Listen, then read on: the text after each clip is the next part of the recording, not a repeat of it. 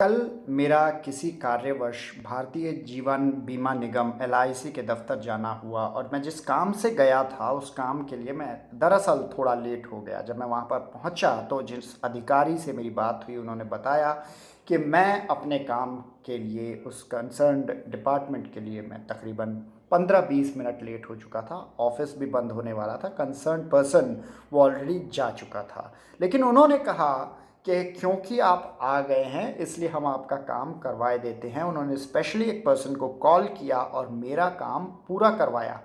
मेरा माथा ठनका कि ये वही एलआईसी है जिसको हम थकेला उपक्रम कहते हैं, जिसे सरकारी संस्था और ढीली ढाली संस्था की एक इमेज बना रखी है, जिसमें जो देश का प्रधानमंत्री है वो विनिवेश कर रहा है, जो जनता का स्टेक है इस कंपनी में एलआईसी में, जो जो सरकार भारत सरकार का जो स्टेक है, हिस्सा है, उसे वो प्राइवेट प्लेयर्स को बेच रहा है और इसी के साथ बीमा इंश्योरेंस सेक्टर को खोल रहा है विदेशी कंपनियों के लिए। जाहिर सी बात है कि जब विदेशी कंपनियां ज़्यादा आएंगी तो जो सरकारी यानी कि जनता की जो कंपनियां हैं उनका हिस्सा सिकुड़ता जाएगा।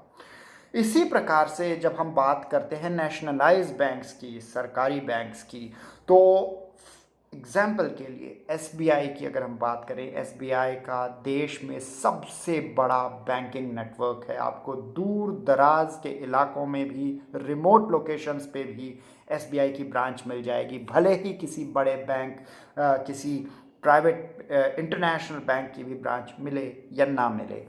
एसबीआई से कंपेयर करें तो प्राइवेट बैंक की बहुत ज़्यादा तारीफ़ होती है।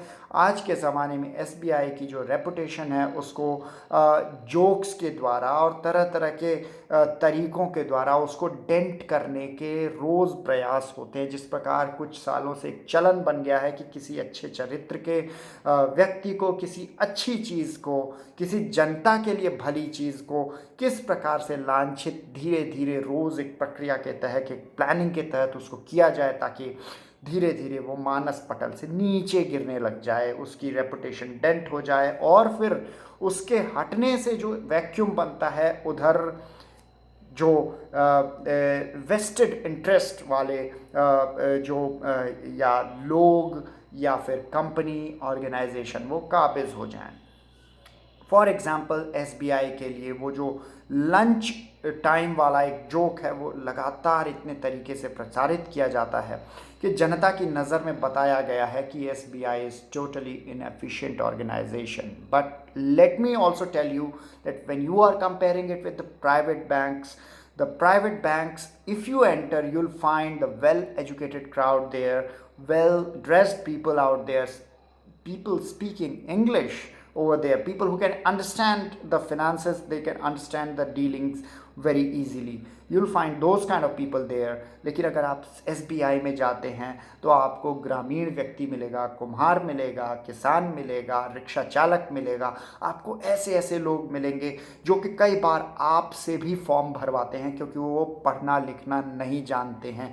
ऐसे लोग जो अपना दस्तखत तक नहीं कर सकते हैं वो अंगूठा लगाते हैं। ऐसे लोगों को सहायता देता है, ऐसे लोगों को अपनी सेवा देता है एसबीआई और अन्य राष्ट्रीयकृत बैंक, जिनको के अक्सर प्राइवेट बैंक वहाँ तक नहीं पहुँच पाते और ना वो पहुँचना चाहते हैं।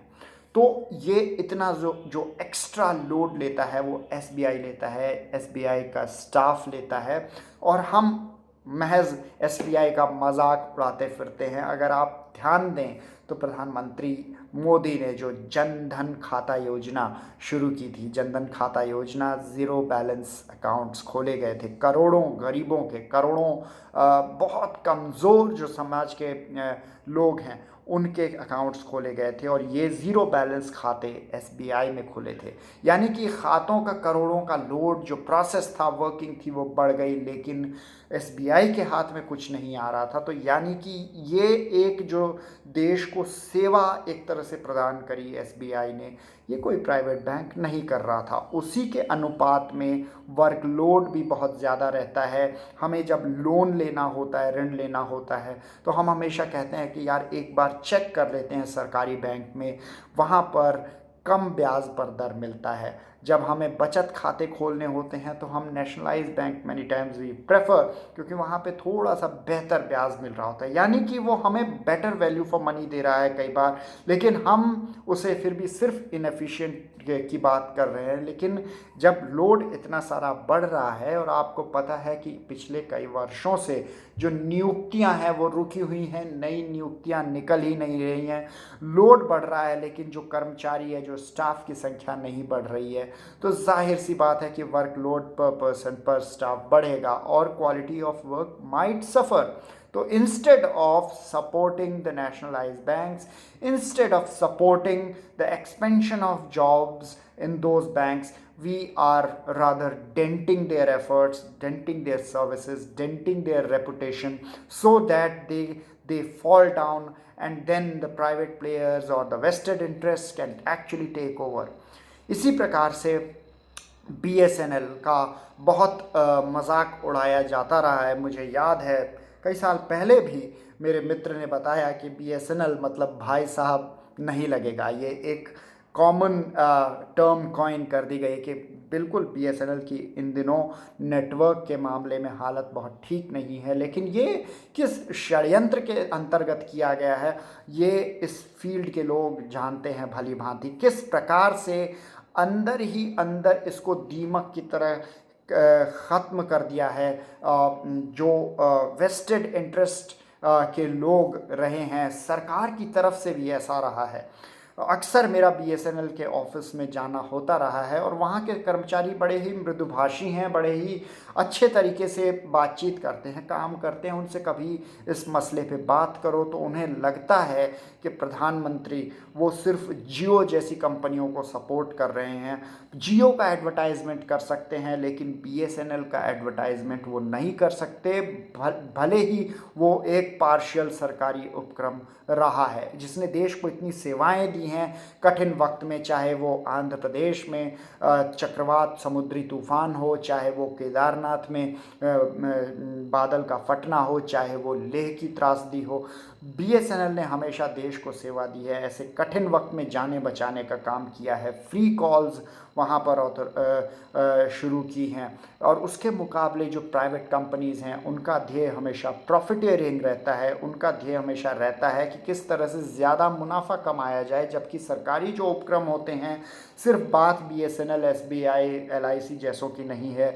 ये जितने भी सरकारी उपक्रम हैं उनका ध्येय ये होता है कि जो देश का आम आदमी है, जो देश का कमज़ोर गरीब आदमी है, देश का जो ऐसा आदमी है जिस पर ज़्यादा तवज्जो नहीं दी जा रही है, उस तक भी कम से कम बेसिक सहूलियतें, बेसिक सुविधाएं अफोर्डेबल प्राइस पे पहुंच सकें।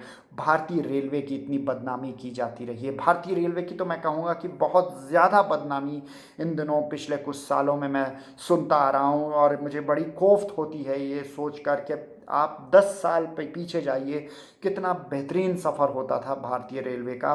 देश इतना बड़ा है लेकिन वहाँ पर आप कनेक्टिविटी देखिए, फ्रीक्वेंसी देखिए, किसी भी तरह से ठीक है, हो सकता है ट्रेनों में भीड़ रहती हो लेकिन आप जा सकते थे, आपको रिजर्वेशन देर सवेर मिल ही जाता था, आप ट्रैवल करते थे, अफोर्डेबल प्राइसेस पे ट्रैवल करके देश के किसी भी दूसरे हिस्से में पहुंच सकते थे। और ये नेटवर्क इतना बेहतरीन नेटवर्क है कि मैं दावे के साथ कह सकता हूं कि विश्व के किसी भी दूसरे हिस्से में, किसी भी दूसरे देश में इतना घना नेटवर्क इतनी कम प्राइसेस पे अफोर्डेबल नहीं था। ये सर्विसेज इतने कम दाम में कहीं भी अफोर्डेबल नहीं रही हैं दुनिया में, भारतीय रेलवे ने वो करके दिखाया है, लोगों को जोड़ा है। और लोगों का ट्रैवल करना देश में एक स्थान से दूसरे स्थान एक ये बहुत ही ज़रूरी चीज़ है, क्योंकि इंसान जब घुलता मिलता है, इतना बड़ा देश है तो वो एक दूसरे की संस्कृति का आदान प्रदान होता है, समझता है एक दूसरे को, और देश में एक जुटता की भावना भी पैदा होती है।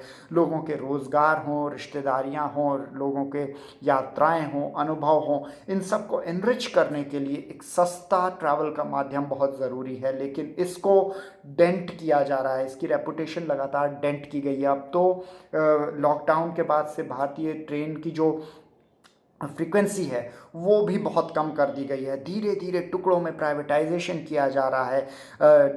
डायरेक्टली इनडायरेक्टली मुंह पर बोला जा रहा है कि भारतीय रेलवे को प्राइवेटाइज नहीं होने देंगे, लेकिन अंदर ही अंदर सारी चीज़ें प्राइवेटाइज करते जा रहे हैं। एक एक करके जितने की स्टेशंस थे उनको प्राइवेट हाथों में दिया जा रहा है।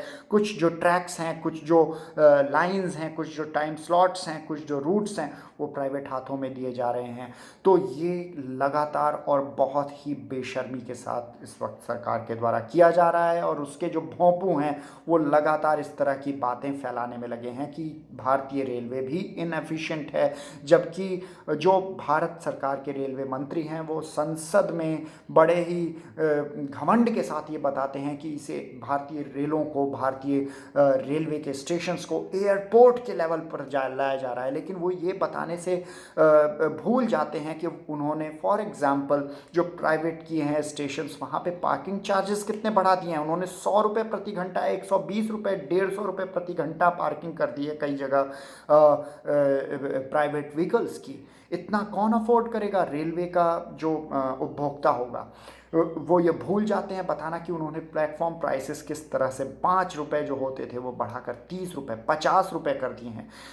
अगर भाई हमें हवाई अड्डे नहीं चाहिए, जो आदमी हवाई जहाज़ नहीं अफोर्ड कर सकता, हवाई जहाज़ में नहीं जाना चाहता, वही ट्रेन में जाता है। हमें हवाई जहाज़ वाली सुविधाएं नहीं चाहिए, और स्पेशली तब जब आप भारतीय रेल के टिकट या उस पर लगने वाले अन्य खर्चों का दाम कई गुना बढ़ा दे रहे हैं।